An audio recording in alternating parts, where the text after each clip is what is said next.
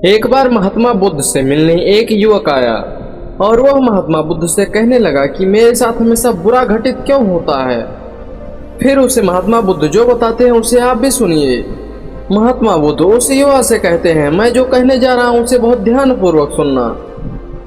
एक समय की बात है, एक किसान था जिसके पास एक घोड़ा था जिससे वह बहुत प्यार करता था। उसे अपने घोड़े पर बहुत गर्व था जो कि किसान की कमाई का जरिया था। अपनी इसी कमाई से किसान अपने परिवार का पेट पालता था। लेकिन एक दिन घोड़ा भाग गया। उसके भागने के बाद समाज के लोग उस किसान के पड़ोसी उसके पास आकर उससे कहने लगे, हे भगवान, तुम्हारा घोड़ा तो भाग गया जिस पर तुम्हें तो बहुत घमंड था। उसको सांत्वना देने लगे कि उसके साथ बहुत बुरा हुआ। लेकिन किसान ने उसका जवाब बहुत ही सहजता से देते हुए कहा, हाँ, बुरा हुआ। फिर अगले दिन घोड़ा वापस आया। लेकिन सिर्फ घोड़ा वापस नहीं आया बल्कि वह अपने साथ 3 और जंगली घोड़ों को लाया। फिर उसके पड़ोसी उसके पास दौड़ते हुए आए और उस किसान से कहने लगे, आपका घोड़ा आ गया और वह अपने साथ 3 और घोड़ों को लाया है।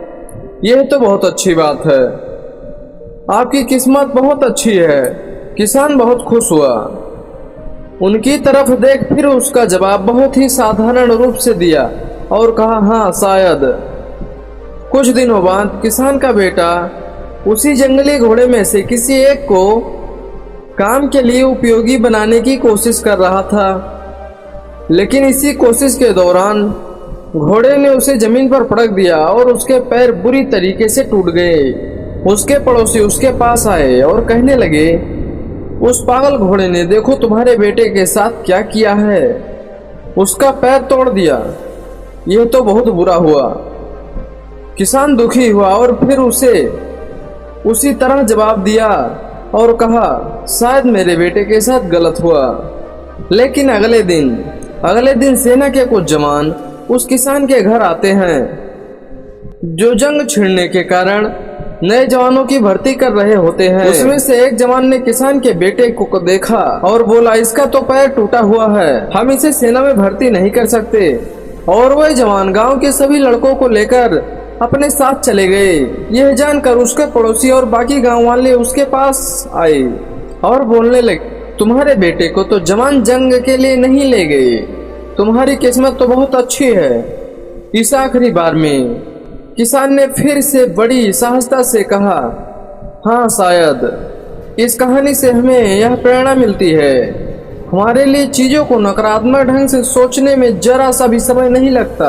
जब भी कुछ हमारे अनुकूल नहीं होता तो हम उसे बुरा ही समझते हैं। लेकिन सच बात तो यह है, यह कोई नहीं जानता कि हमारे साथ जो घटा है वह बुरा है या अच्छा। और जो हमें पता ही नहीं इसका भविष्य में प्रभाव अच्छा या बुरा होगा तो उसे सोच के आप चिंतित क्यों होते हैं। हो सकता है जो आपके साथ हो रहा है उसका भविष्य में कोई प्रभाव जरूर हो। इसी नकारात्मक और सकारात्मक परिस्थितियों के बीच के समय में जो व्यक्ति अपना धैर्य नहीं खोता वही पूर्ण रूप से सफल और महान बन पाता है।